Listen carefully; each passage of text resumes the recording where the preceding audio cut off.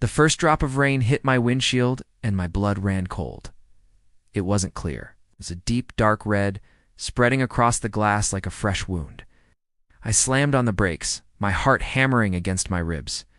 A sense of wrongness, a primal fear, screamed at me to stay inside. A curiosity, that fatal human flaw, won out. I pushed the door open and stepped out into the storm. What I saw wasn't a storm. The sky above me wasn't gray or black. It was a pulsating, living crimson. The clouds churned and writhed, not like water vapor, but like muscle and tissue. They were alive, breathing in a slow, rhythmic cadence that matched the frantic beat of my own heart. A whisper slithered through the air, a sound that was almost human but twisted, ancient. It was a language I didn't know, yet somehow I understood its terrifying intent. The air was thick, choking me with the metallic stench of rust and a suffocating, unnatural heat. Then the thunder came. It didn't roll or crack, it spoke.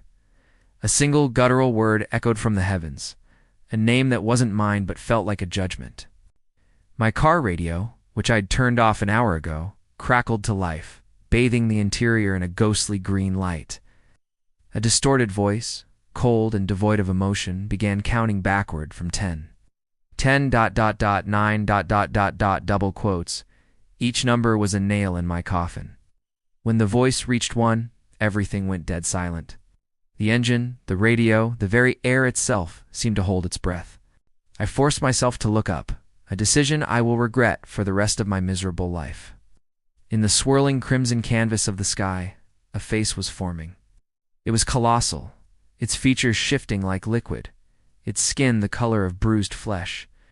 Two immense, watery eyes blinked open, slowly, deliberately, and they stared right at me. It saw me, it knew me. Then the rain began to fall in earnest.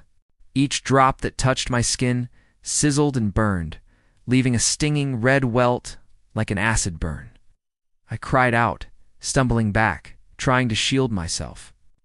The whisper returned, no longer a distant murmur from the sky. It was right behind me, a cold breath on the nape of my neck. Shouldn't have looked up. Panic seized me.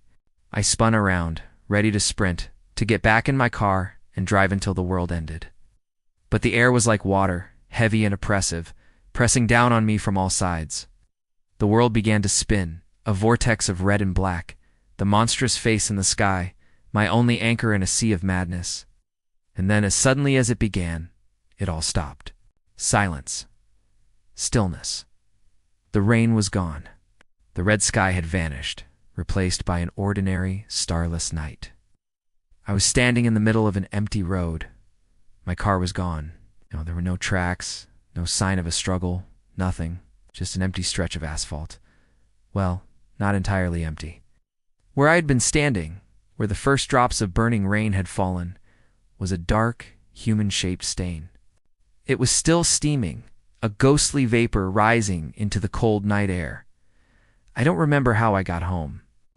The next thing I knew, I was standing in my living room, soaking wet, keys in my hand, the front door wide open behind me.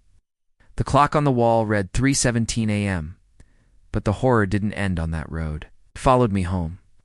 Now, every single night, at precisely 11:46 p.m., the exact time the first red drop hit my windshield, the phenomenon repeats. I look out my window, and the clouds above my house begin to glow, turning that same horrifying shade of blood red. And from the sky, from that living, breathing mass of crimson, something whispers my name. Thank you for watching. If you want to hear more tales from the darkness, make sure to like this video, subscribe to the channel, and hit that notification bell. Never know what's waiting in the dark.